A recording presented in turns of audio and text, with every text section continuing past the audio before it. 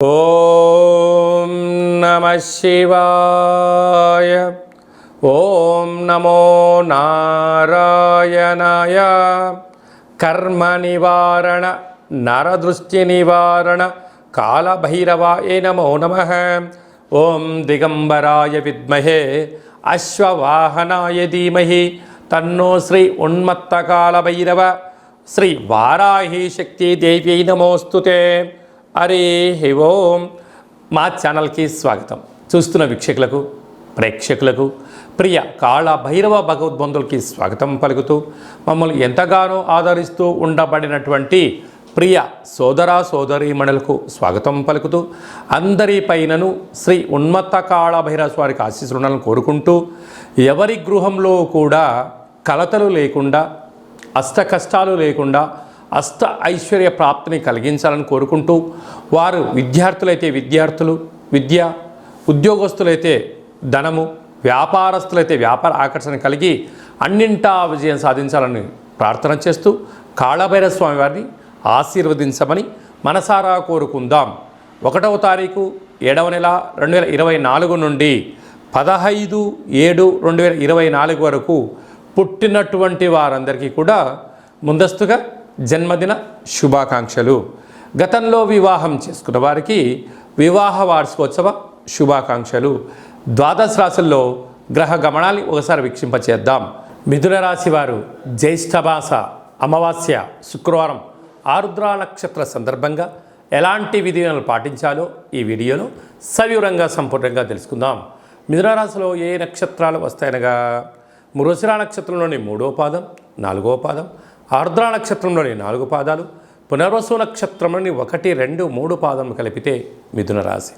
చాలామందికి పుట్టినటువంటి కాల సమయంలో డేటా ఆఫ్ బర్త్లో లేనటువంటి కారణం చేత పేరు యొక్క మొదటి అక్షరాన్ని అనుసరిస్తూ రాశిని తెలుసుకునే ప్రయత్నం చేద్దాం.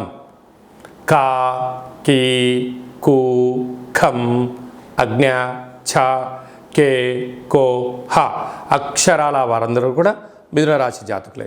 మిథున రాశి యొక్క అధిపతి బుధ భగవానుడు. వీరికి రాశిలోనే ఏడాది తర్వాత రవి భగవానుడు మిథున రాశిలో సంచారం చేయడం, అక్కడే శుక్రుడితో కలిసి ఉండడం వలన వృత్తులు, ఉద్యోగాలు, వ్యాపారస్తులు స్వయం నిర్ణయం, స్వయం కార్యక్రమాల్లో ఆచితూచి నిర్ణయం తీసుకోవడం ఉత్తమోత్తం. రవిచేత శుక్రుడు హస్తగతం అవ్వడం వలన కొత్త కొత్త వాహనాలు, బంగ్లాలు, ఇంటి స్థలాలు క్రయ విక్రయాలు చేసేటప్పుడు ఆచితూచి నిర్ణయాలు తీసుకోవడం. తొందరపాటు నిర్ణయానికి ఇది సరైన సమయం కాదు. అలాగనే అర్ధాష్టమ కేతువు కారణం వలన చిన్న చిన్న విషయాలకు కుంగిపోవద్దు. పెద్ద పెద్ద ఆలోచనలు వచ్చినప్పుడు ఆనందానికి పొంగిపోవద్దు. బాధలు వచ్చినప్పుడు ఒకే రకంగా ఉండండి, ఆనందంగా ఉన్నప్పుడు ఒకే రకంగా ఉండి. కనుక చిన్న చిన్న విషయాలలో ఎలాంటి మార్పులు చేసుకోకుండా స్థితప్రజ్ఞత, ఓపిక, పట్టుదల, సహనమే మీ విజయం అని చెప్పి గమనించగలగాలి.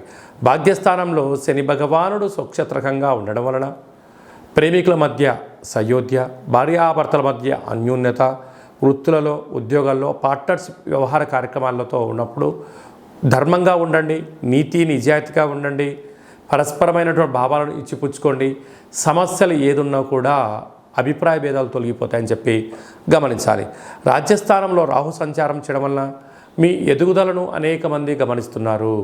మీ వెంట ఉండబడిన వారు, మీ రూపాయి ఎవరైతే బాగా తింటున్నారో మిమ్మల్ని దగ్గర నుంచి ప్రతి విషయాన్ని అబ్జర్వేషన్ చేస్తున్నారు. మీరు ఎక్కడైనా తప్పులు చేస్తారా, అక్కడ దానిని పట్టుకొని మిమ్మల్ని సతాయించాలి అని కొందరు ఎదురు చూస్తున్నారు. కనుక వీలైనంత వరకు రహస్య చర్చలకు, అంతర్గతమైనటువంటి విషయాలను ఎవరితో చర్చించకపోవడమే మీ వృత్తులలో, ఉద్యోగాల్లో, వ్యాపారంలో ఆటంకాలు తొలగిపోతాయని చెప్పి గమనించాలి. లాభస్థానంలో కుజ భగవానుడు స్వక్షత్రకంగా ఉండడం వలన భూములు, వ్యాపారాలు, ధనపరమైనటువంటి యోగదాయకం ఉంది. వ్యయంలో దేవగురు బృహస్పతి ఉండటం వలన ఆధ్యాత్మికమైనటువంటి తీర్థయాత్రలు, దానము, ధర్మము, మెడిటేషన్, యోగా అలాంటి కార్యక్రమాలు చేసుకోవడం వలన మనశ్శాంతి కలిగి మీరు అనుకుంటున్న విజయానికి చాలా దగ్గర అవుతారు. కనుక శుక్రవారం ఆరుద్ర నక్షత్రం జ్యేష్ఠమాస అమావాస్య రావడం వలన కళవు వెంకటనాయక అనగా వెంకటేశ్వర స్వామి వారికి ఒక తులసిమాలను సమర్పించడం, లక్ష్మీదేవి అమ్మవారికి పాలతో అభిషేకం చేసుకోవడం, కాళభైరవ స్వామి యొక్క ఆశీస్సుల కోసం కూష్మాండ దీపం పెట్టుకోవడం, అలాగనే ఒక సౌభాగ్య ముడుపు కట్టడం వలన అష్ట కష్టాలన్నీ తొలగిపోయి ప్రశాంత వాతావరణం ఏర్పాటు చేసుకొని శత్రువులు లేనటువంటి జీవితాన్ని పొందుతారు అని చెప్పడంలో ఏమాత్రం సందేహం లేదు.